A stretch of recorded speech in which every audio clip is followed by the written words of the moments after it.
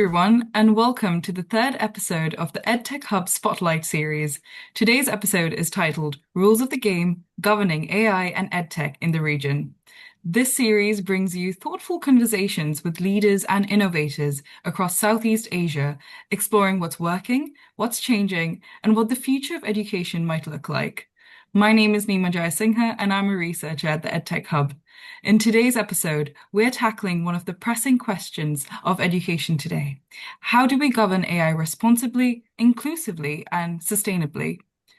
AI is advancing rapidly. While the opportunities are exciting, there are real risks to be cognizant of, from privacy concerns to inequitable access of AI tools.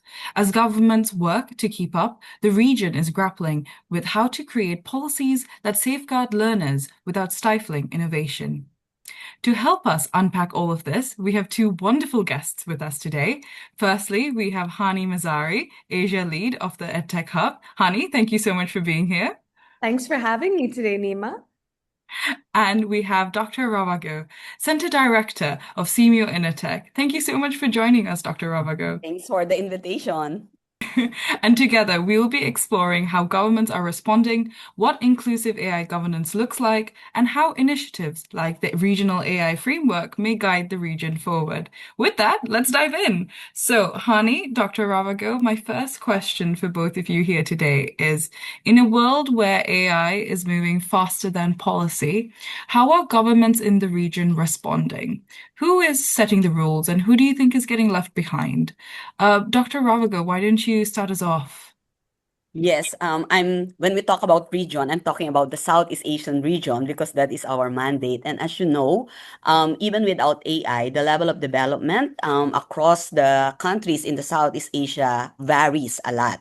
And this is, a reflection on the capacity with regards to AI. So with respect to AI in the region, of course, Singapore, Malaysia is relatively advanced. But we also see other countries like Philippines, Brunei Darussalam, who are also in the process of developing their national AI frameworks. So this one, it's really just about the national AI frameworks, and it's about developing the specific sector. So in our case, we're specifically looking at education. So we are trying to help in that front. And with regards to rule makers, largely, I think we see in these countries in Southeast Asia, it's really the government because it's national AI framework who's really setting the lead.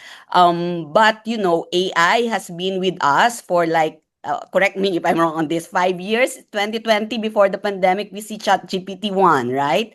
And at that point in time, I was in the university. I'm still connected with the university, the university officials, the knee-jerk reaction was, okay, we need to let our students know that they cannot use AI. So, as I've said earlier, we're trying to catch up. No, the government is trying to catch up. Most of the government in Southeast Asia is trying to catch up.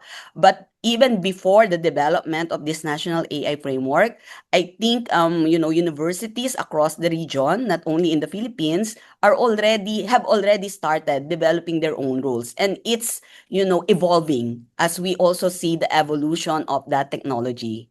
I really like what you had said around the different variation within the region, Dr. Ravago, and the mention around the what the education sector itself is doing to kind of catch up with this accelerated process. One thing, I guess, and you had rightly mentioned that governments are the ones who are setting the rules. I guess something that I've been kind of grappling with is which part of the government? Because I Mm-hmm. know that, across the board, a lot of the regional AI roadmaps and some of the national ones have been intentionally kind of sector agnostic, where they've emphasized economic growth, digital industry, and workforce, but less so around education, where it's included but not often prioritized in the narrative. So that's why I'm really excited about the work that SEAMEO INNOTECH is doing around the regional AI framework for education. I think it's really timely. It kind of creates this space where education isn't just folded into a broader AI policy. It can become its own pillar. Right, right. I think I agree with what you said, that it's sector agnostic. In a way, I agree that it should be, because it's national framework, national AI framework, and we all know that, AI, cuts across all Yeah. sectors, right? But I'm taking again the example of the Philippines. So for AI, the lead, of course, in the government sector, is the Department of Science and Technology, because it's still part of the technology, Mhm. right? But for each of the sector, each of the department, or in other countries, it's the equivalent of ministry.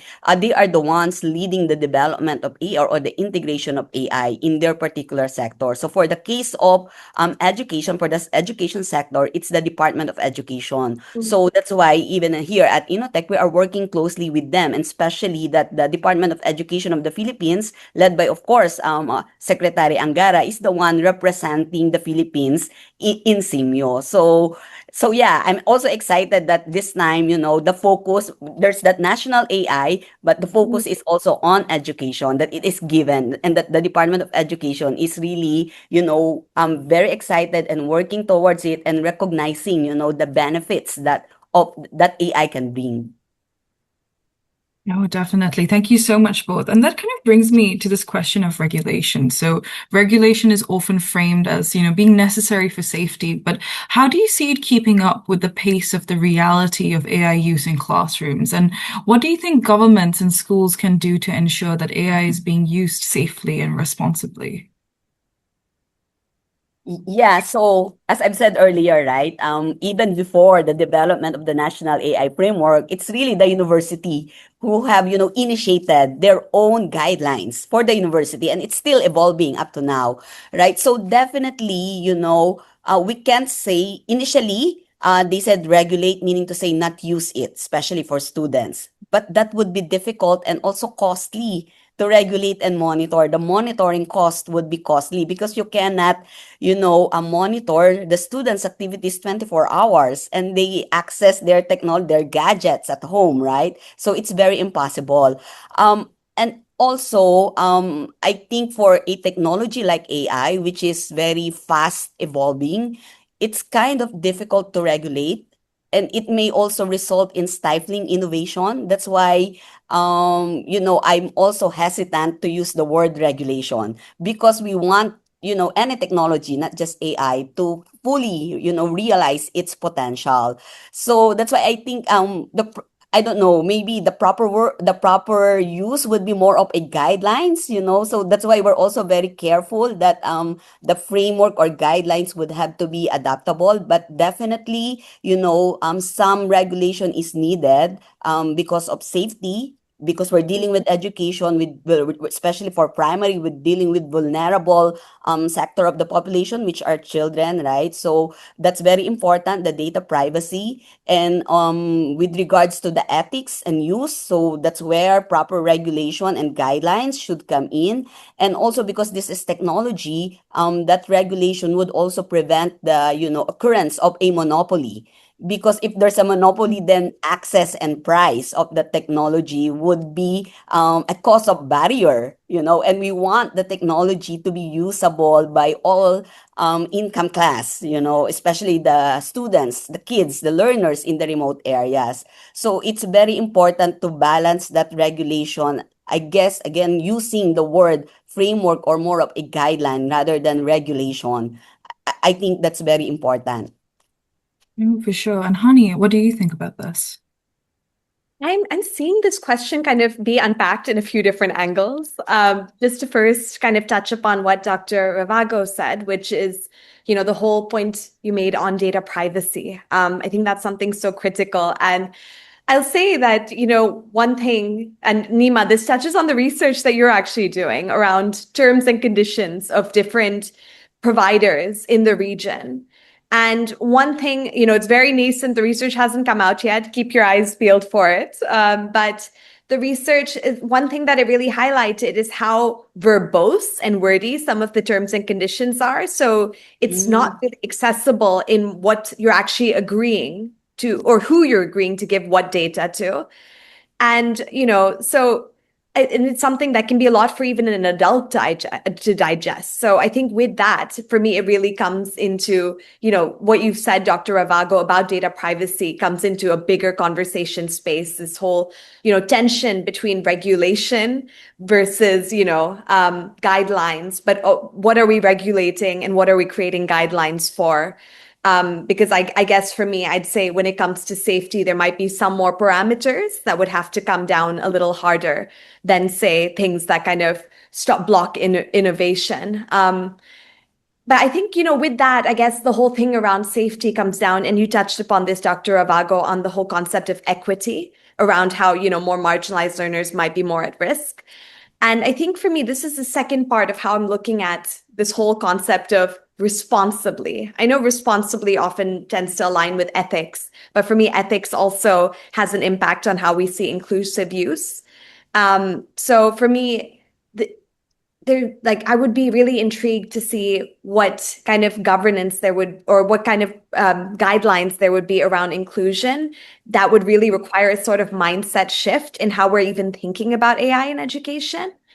I'd say for me, because there's this tension, because there's an assumption that, AI is AI for students, and that's really where the inequity can creep through. Because, schools with the best connectivity or devices can be the first to kind of benefit from that. So, to me, I'm intrigued in kind of guidelines when we're thinking about AI in education that prompt schools and educators and, teachers, school leaders, assessment bodies to think about how AI can support the system around the student. And I know I'm pulling from an example outside of the region, but it's one I found quite interesting and fairly low cost at the school level. We still there are going to be bigger evaluations to see if this was something that was actually effective. But EdTech Hub supported a rapid research on a pilot done by the Ministry of Federal Education in Pakistan, supported by a local EdTech provider. And in this, they created AI-generated lesson plans because teachers lacked some of the pedagogical skills to cater to, what students needed for that really targeted instruction.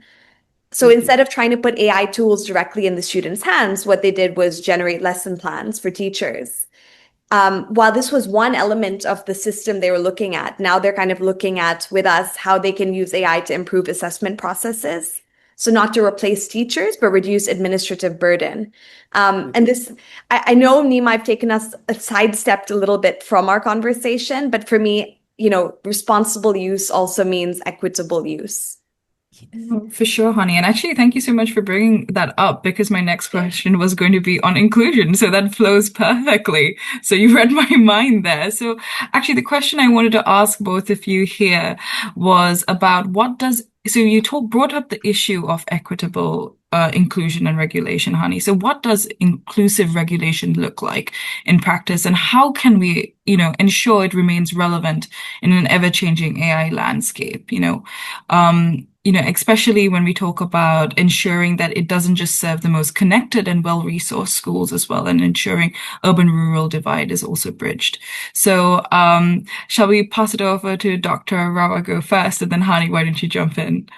Yes, as I was listening to Haani, I'm thinking, yes, we need to talk about fairness and equity, especially access. And I'm thinking that we shouldn't be looking at AI in education per se, because meaning to say we cannot look at it in a vacuum. So let me take the example of the Philippines. AI, you need the technology, the gadget to be able to use AI, right? But most important thing is the ICT infrastructure. So the Philippines, you may be in Manila, then you have connection, but if you go in the rural areas, they don't even have internet connection, the data connection, and that's very important, in order for those learners to use AI, right? So meaning to say, while we're talking about education, we have to go beyond it.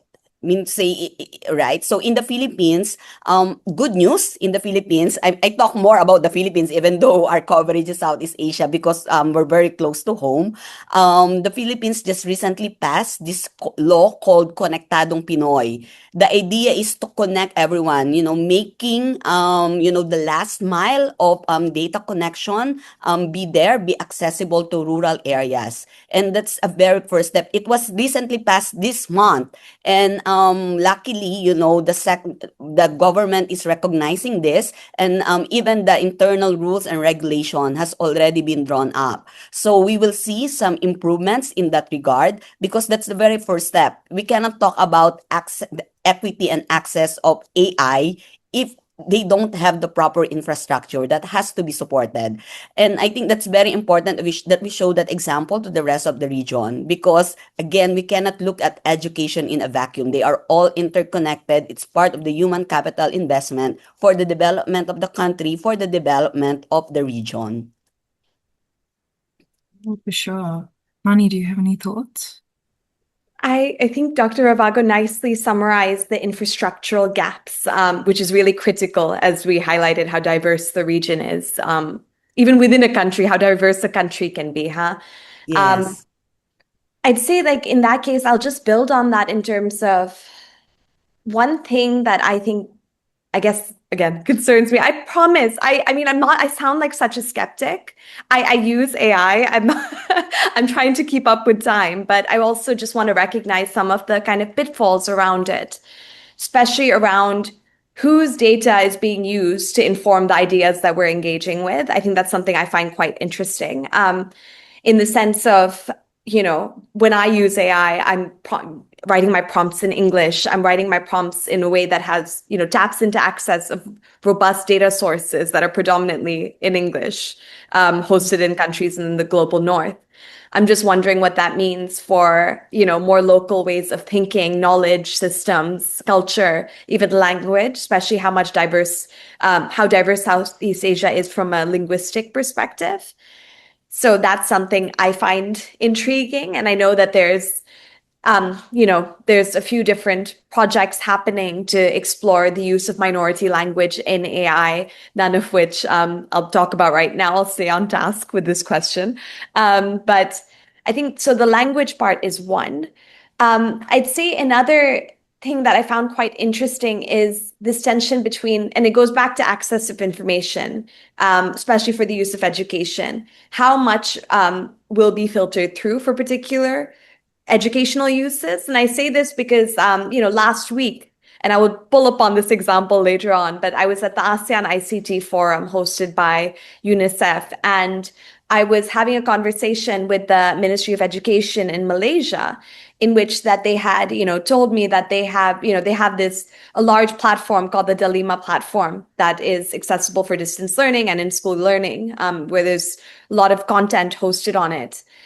They had mentioned that they have integrated AI, and what they've done is that the AI pulls from existing teaching and learning resources that have been developed by the MOE, so it doesn't go outside of that.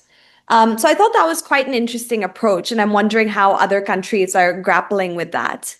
But I guess for me, I'm also wondering how that works with when a student actually synthesizes information. And that will take us to another question. So I'm just gonna leave it there as a little cliffhanger. If No, I may add, Nima, to what Haani said about language, thank you for bringing that up. In the Philippines, it's not so much of a concern because materials here, even the laws, are written in English, so that is fine with us. But as you know, AI is also as good as the information that it can access, right? So in my other conferences or workshop that I've attended to, countries like Thailand are building their own AI inside, an existing AI, so that they can put in, the materials that's written, let's say, in Thai or in the language of that country. Because otherwise, even if you do the correct prompting in AI, if it doesn't have that information in that platform, then you wouldn't get, an appropriate response, right? So thank you for bringing that up, because language is also a barrier, which will bring us, to another barrier, which is, the workforce who are behind the development of AI. These are data scientists, right? The developers, because it's easy for us. I'm just a user. I'm not developing any of those tech, right? But here in the Philippines, we're finding it like it's still very scarce. And therefore, if the skills is scarce, therefore it's very expensive. So that is also something that we need to, examine, that we are having, a continuous flow of people who can work on the back end. Um, I think we need this will take time, but hopefully, if you have enough supply of that, workforce developing AI, it will be more, the price will go down. I'm an economist, so I look at it that way. The supply of people, the workforce, if it's scarce, then it's very expensive. And it's difficult, for a small company to use AI if it cannot find, a developer that is affordable. That's also one thing. Sure. And actually, Dr. Ravago and Haani, thank you so much for bringing these points up. What I'm hearing is this idea that there are lots of tensions and barriers and things to keep in mind. So that kind of nicely flows into this next question. So we know that SEAMEO INNOTECH is currently developing a regional AI framework to guide the developments around AI in the region. So my question is, what are the toughest trade-offs or challenges that you see policymakers facing? So is this a question of innovation versus oversight, or local priorities versus global frameworks, or is it something else? Haani, why don't you start us off for this one in terms of an overview of what you think we might be facing in terms of challenges, and then Dr. Ravago, maybe you could chime in from your experience where you see us going. Okay, I was expecting the opposite. So let me start, and then Dr. Ravago, please course correct me, because I know you're out there actually developing this framework with your teams. But I'd say, I guess I know we've talked a lot about how, what, when to regulate AI in education, but I think within a regional framework, I guess it's that tension of navigating the competing priorities underneath that process, because different countries will have different priorities around AI in education and different concerns around its usage and different contexts that shape it, that many of which we just talked about.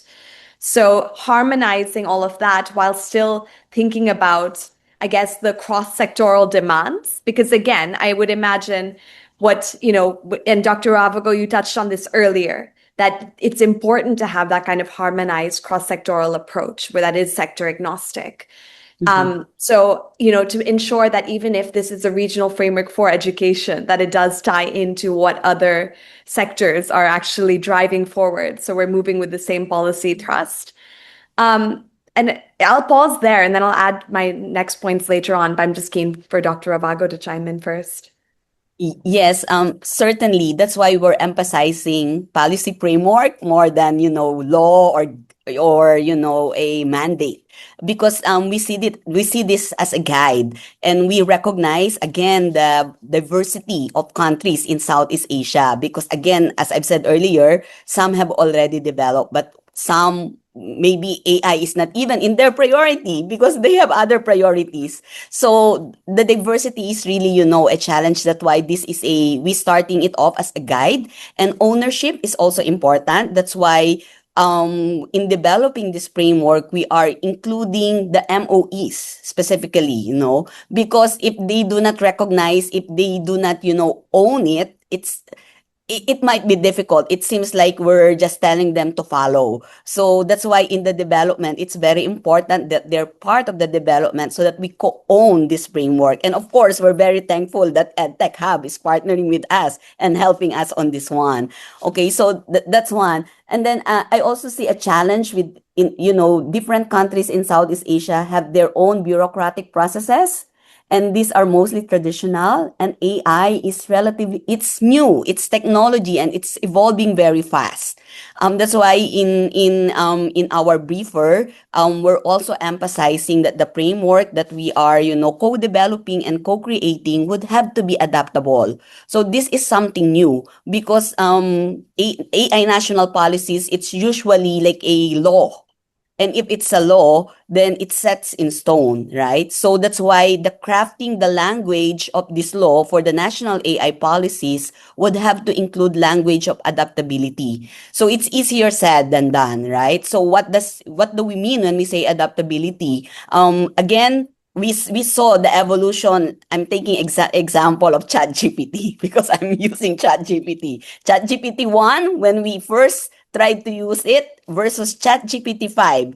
Very wide difference, right? And we are now impressed with ChatGPT. So, how would the law look like?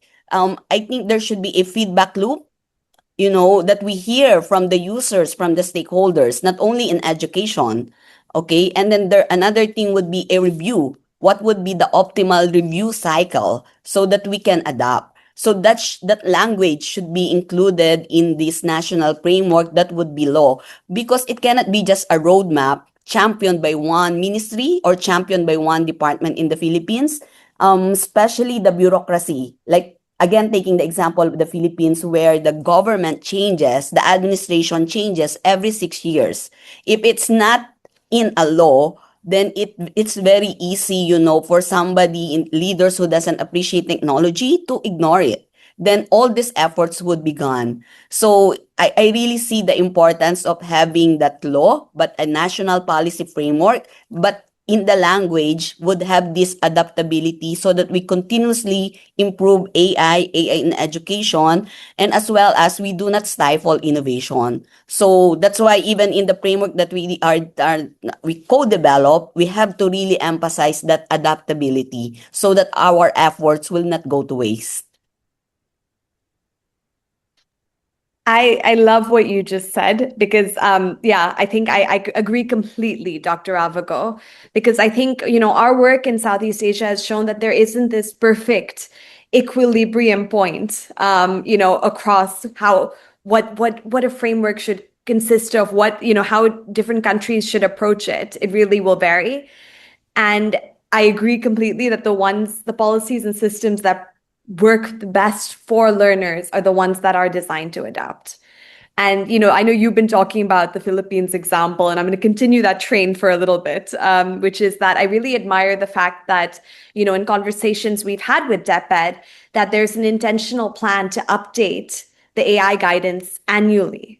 It recognizes that Definitely. education systems evolve slowly while AI evolves so rapidly.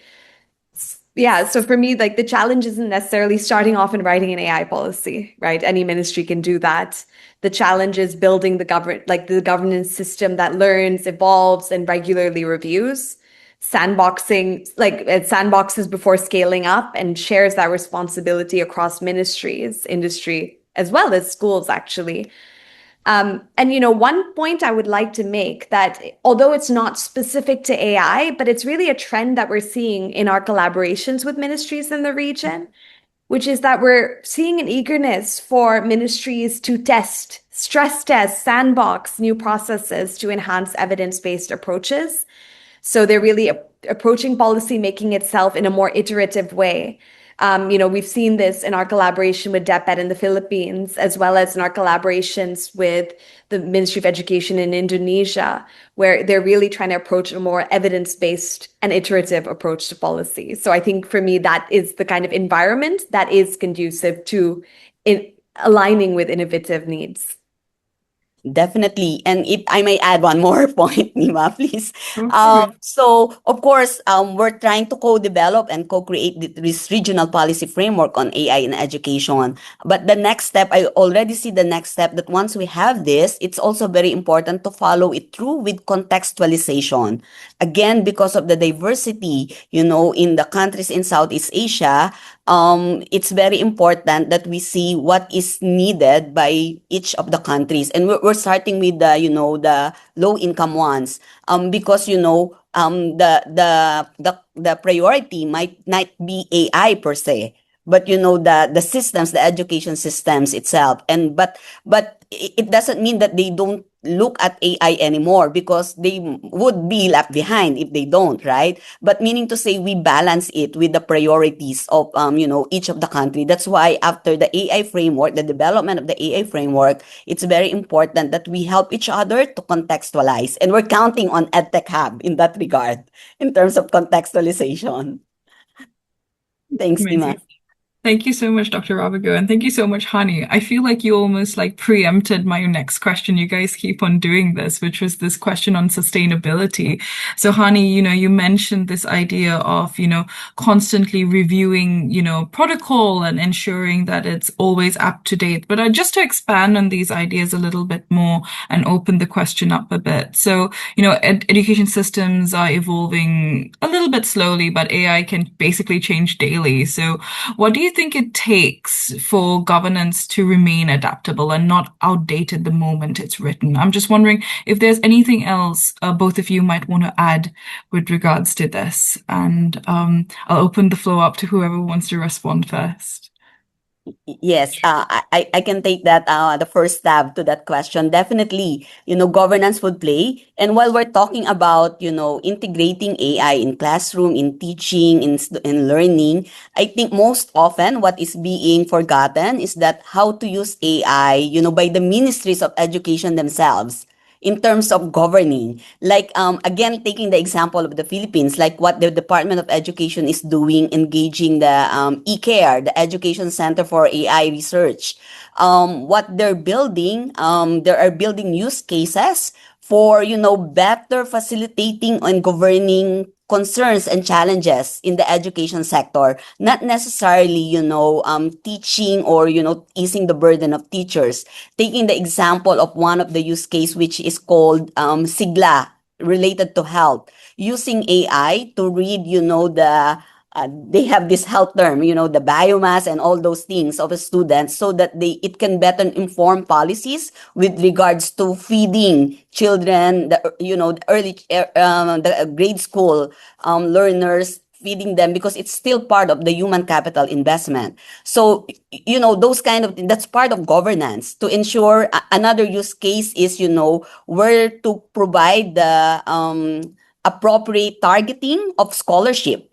That it's target because resources are very limited. So given the information, AI would assist in really targeting the, family and the learners that really needs the scholarship the most. So meaning to say, AI is not just, when we talk about education, it's for the whole education system. Even governing the education sector itself, AI can be useful. But again, there are risks because especially for that SIGLA, for the health related use case, it would need information on children. So meaning to say data privacy of the vulnerable sector of the population has to be in place. So we need to have this balancing act in this regard. Of course, of course. And Hani, any thoughts on this before we move on to the next question? Well, I think I found it very interesting because the example you mentioned, Dr. Ravago, you anchored it in, multiple priorities, right? So I think for me, that really touches upon the whole concept of sustainability. And Dr. Ravago, you mentioned it earlier around how change in government can mean a shift in priorities and therefore a complete discontinuation of a policy or program. So, I mean, and I'm not saying this in specific to any country, but just something I've observed through EdTech Hub's partnerships with various ministries is that, and this is a lot of our work that has been on like national distance education strategies or EdTech strategies, that the more it's seen as integrated into other areas or other policy priorities rather than in a silo, the more longevity there is there. So I guess the challenge with AI is that it can't be or anything related to innovation really, is that it can't be a policy that's so restricted that it is long running, but it hinders innovation or hinders progress.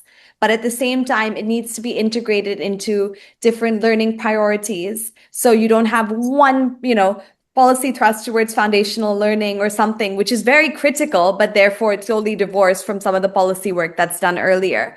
But what does, if you have one EdTech policy, one AI policy, one foundational learning policy, how does that interweave together and what does that mean for the learner?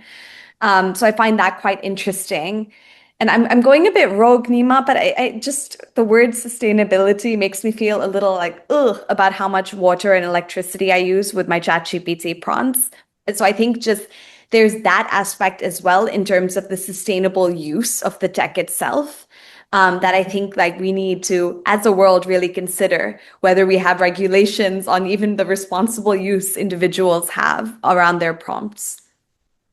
No, for sure. Definitely. Nima, if I may add one point, again, I would like to emphasize, having a national AI policies that is a law, but with the language that it's Mm. adaptability is very important for the sustainability of all our efforts. And then it has to be followed through. It's not just the government. Another players that we need, even EdTech Hub need to reach out to would be the media, because the media is very important in helping disseminate proper information to advance to for us to realize the full benefits of AI. Here, because we're trying to again advocate for this AI framework, we're going around the media. But the media themselves, the anchor, the interviewer, are themselves parents, and they know their kids, and somehow they only see the risk about the dependency of their kids on the gadgets, on the AI. So I think it's also very important for us who's advocating the use of AI to reach out to the media and have a separate, I don't, maybe EdTech Hub can do this, have a separate, workshop or learning session with the media, because they would be our allies, in ensuring that there is a balance so that we can, realize the benefits, but at the same time recognizing and mitigating the risk of AI, especially using it in education. Thanks. No, for sure. Thank you so much, Dr. Ravago. And speaking about dissemination and the media and ensuring that everybody's up to date, thinking a little bit ahead and looking into our future vision, what is one policy or regulatory approach, Haani or Dr. Ravago, you'd love to see Southeast Asia adopt in the next 5 years? Of And course, for me, it's the AI framework that we're developing. And hopefully we can follow it through with the, contextualization with the national frameworks. For sure. And Haani, anything more specific maybe that you might be interested in seeing in Southeast Asia? Let me think about this one. I think I touched upon, I mean, wanting to see a lot of, and we touched upon this earlier around iterative and adaptable policies. So I think that is one thing I'm excited to see. But from a regulatory perspective, and I know we've discussed, the multifaceted resonance that AI policy has, right, in terms of different stakeholders and different sectors. So I would love to see a lot more convenings that are kind of, and I'm excited to see where this, SEAMEO INNOTECH's framework could make that possible. But across sectors, across different ministries in the region. And I'm just excited to see what outcome that could lead to. Because to me, I think personally, and I'd love to see what the evidence says. I know EdTech Hub is working on a few different topic briefs right now to support the development of the regional framework. So I don't want to preemptively suggest something that the evidence doesn't back. But I think I'm really keen just to see this kind of cross-sector minimum standards framework, and how it pertains, especially to data privacy and child protection.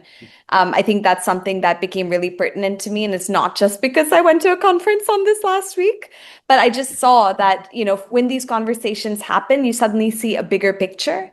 Where, child protection isn't just a school problem, data privacy isn't just an ICT issue, and platform accountability isn't just for industry regulators. We all have a role in implementing some of these guidelines. Thank you so much, both. And just to kind of close us off today, I have kind of a fun question for both of you, Dr. Ravago and Haani. So, if AI were a student in a classroom, would it be a rule breaker, the overachiever, or the class clown, and why? Okay, for me, none of the above, but it would be a challenger, not a rule breaker, but somebody, that would challenge me. If I'm a teacher, AI would something, a student that would challenge me. So a challenger. It's funny, I want to say the opposite.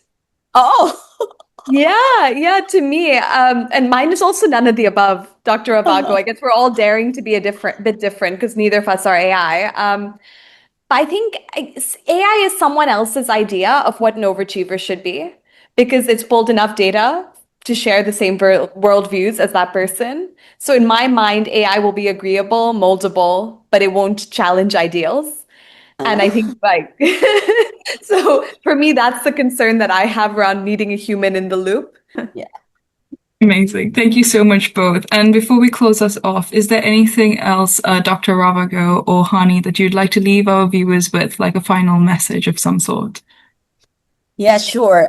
Again, because AI is fast developing, I think if for our viewers, maybe parents, teachers, or students, I hope we keep an open mind, because there is a potential of AI, the benefits that we can get. But there's also, again, I keep repeating this, there's also risk. So let's keep an open mind and not just dismiss AI and see what it can do for us and how it can, assist us, because technology is always there to improve our lives. Thank you so much, Dr. Ravago. I don't think I'll leave those as famous last words. I think to me, it's just really collaborate. That's all I've got for today. Amazing. Thank you so much, Dr. Ravago. And thank you so much, Haani, for sharing your insights and perspectives with us. It's been really valuable. This has been episode 3 of the EdTech Hub Spotlight series, where we explore the ideas shaping the future of education across Southeast Asia and beyond. We hope you'll join us for the next episodes as we continue unpacking what works, what needs to evolve, and how we can build more equitable and responsible education systems together. Thank you so much for tuning in, and we hope to see you all next time.